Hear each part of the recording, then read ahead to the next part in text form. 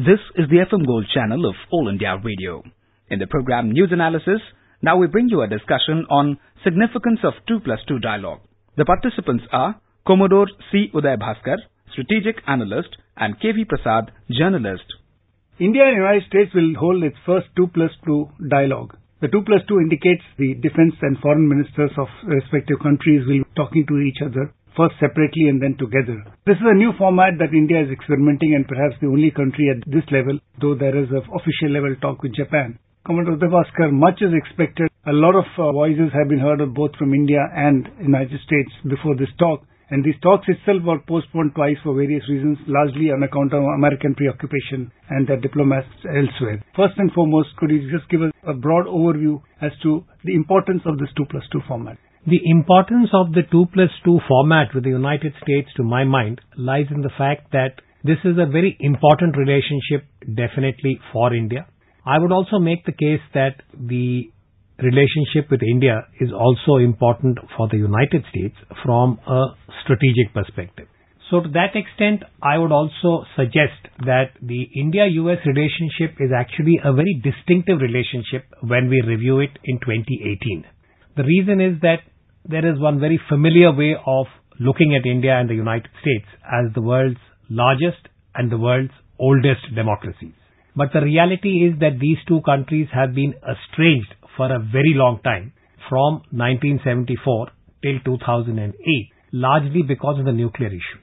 So the new chapter or the new page in the bilateral begins in September 2008, when India was accorded the exceptional status by the US and the global community. And for the last decade, one could suggest that India and the United States are trying to bring greater content into the relationship so that from estrangement, they move towards meaningful engagement. And the 2+2 meeting is, to my mind, very important in that context, because this is the highest ministerial kind of level where the four ministers would be meeting in a formal, structured manner.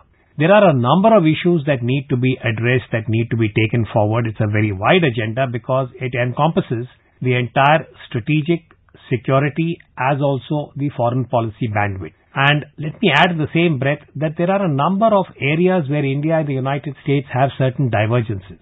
So the strength of any relationship is the degree to which you can manage your differences. So therefore, I as an analyst welcome this particular meeting. As you rightly said, it was postponed twice in the past. This is an important ministerial level meeting, and we hope that there would be a greater understanding and greater sense of takeaways between India and the United States in this very important bilateral relationship. Commodore Uday Bhaskar, if you look at stretch of relations, if one may say so, the kind of engagement India and the United States spread over almost 70 sectors from space to sea. I mean, everything in between these two come in various reasons. And of course, the strategic equation is something been deepening. And over the years, we have seen the defense engagement having grown and India acquiring increasingly acquisitions from the United States in terms of various platforms.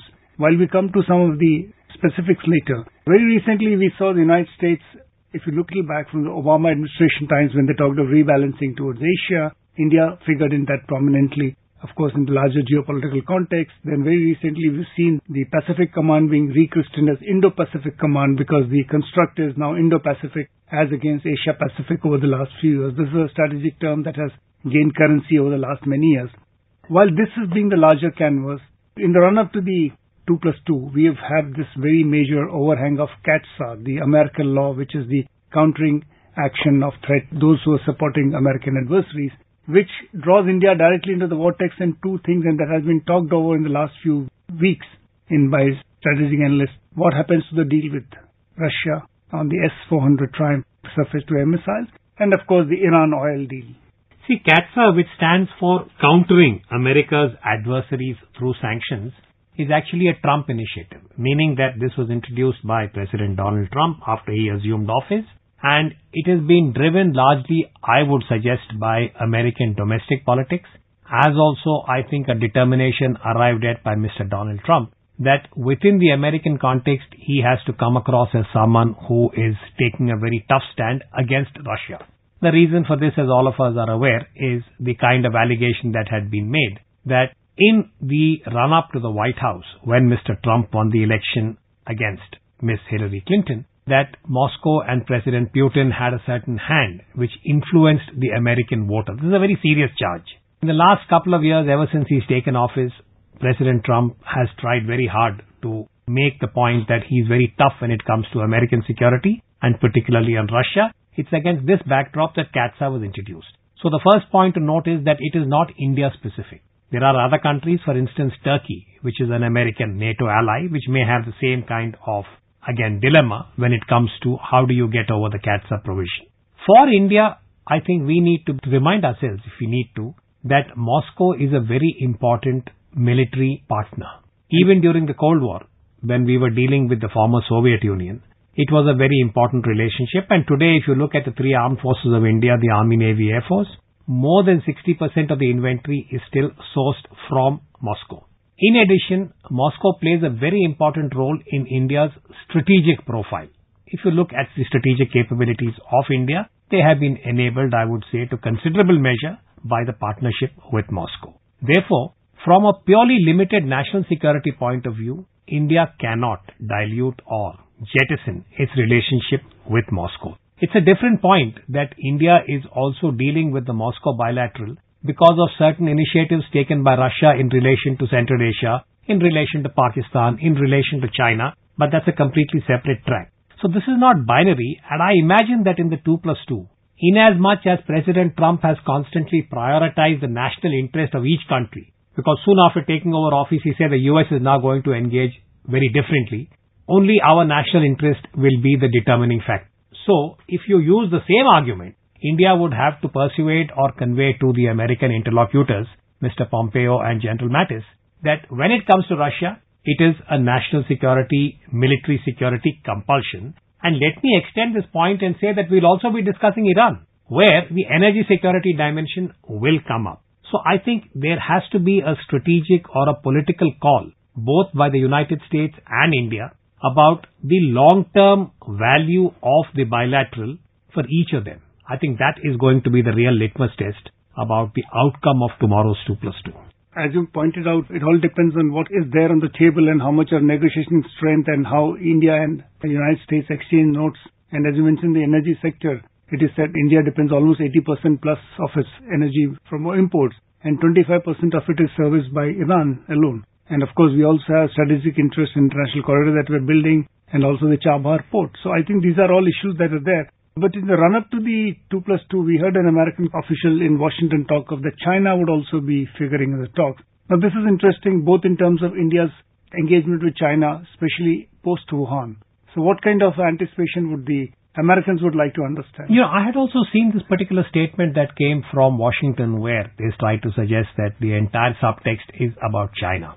Now, as analysts, and particularly from an Indian perspective, I would say that if we review the India-US relationship going back to 2008, when the actual decision was taken by the presidency of Mr. George Bush to accord India this particular status, there was, I would say, a strategic assessment that if you look at the next 2 decades, meaning that when President Bush embarked upon this initiative, we were in 2005.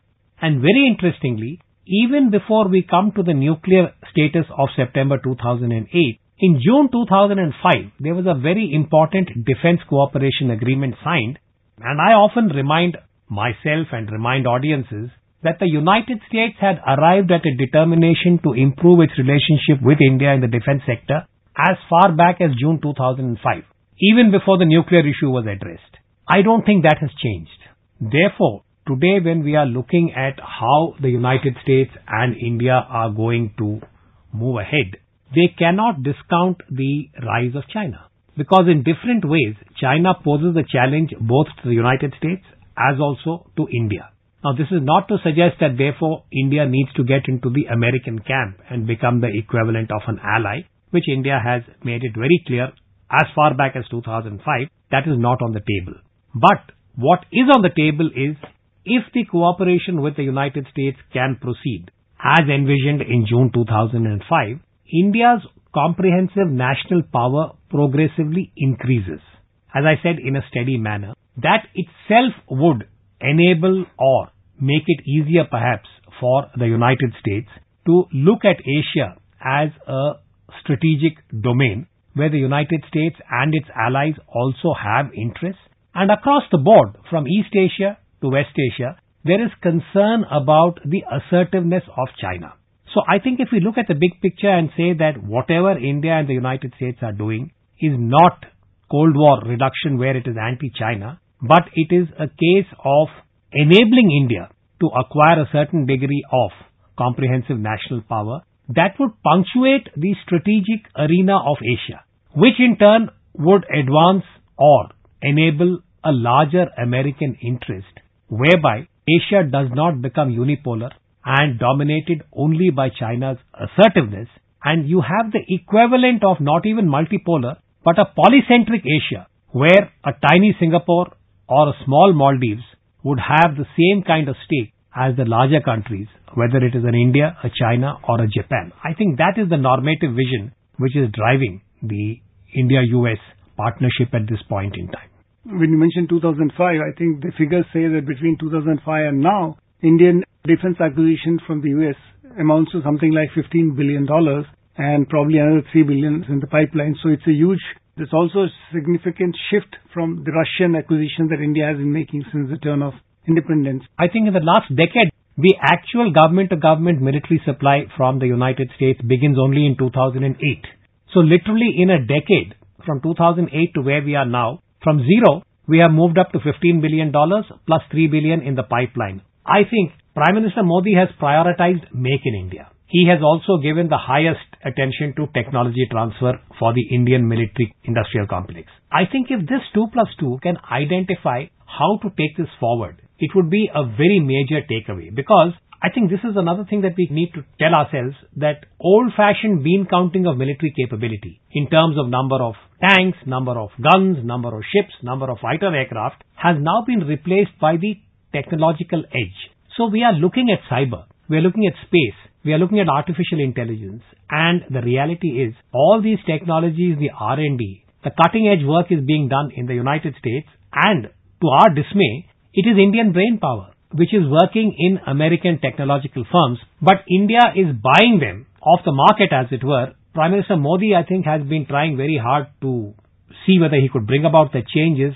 Can this technology be brought to India? Can India's brain power be harnessed here? And can the United States be an enabler? I think that would be a very big step forward when we are looking at 2050. When you mentioned the Defence Trade and Technology Initiative, there were 5 identified areas, but I think it has somehow got stuck in a groove, and as you said, the talks could see a way how to take it forward. But before we end, one issue is always there. Since President Trump came to power, he is very possessed about the fact that America's trade deficit is burgeoning and India is on the radar. How do you see this dichotomy to be sorted out? This is going to be a big issue that India would have to offer some kind of incentive, because President Trump has made this again a very high priority in his domestic politics. November 6th is a critical election as far as the United States House of Representatives is concerned. If we could draw attention to the fact that there is potential in the transactional element, meaning that if your defense trade could move from almost 0 to 18 in one decade, if the American companies and the American techno-legal regime enables India to access some of the technology that we are looking at for the long term, I think we may be able to offer incentive. If you look at India's defense expenditure over the next decade, we are likely to allocate $400 billion only for acquisition. A very, I would say, persuasive way of packaging. If you can offer this as an incentive, saying that for the long term, in the next decade, India can perhaps allocate up to $50 to $60 billion for critical technologies, which would energize the Indian ecosystem, I think we may be able to get some kind of, shall we say, response from the Trump camp. But all these are question marks that will be determined, I think, by domestic politics within the US. Thank you very much for talking to us. Thank you. You were listening to a discussion on significance of 2+2 dialogue.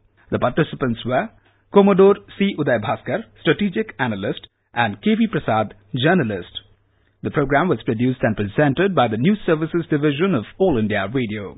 This program is also available on our website, newsonair.nic.in. You may email your opinion about this program at airnsttalks@gmail.com.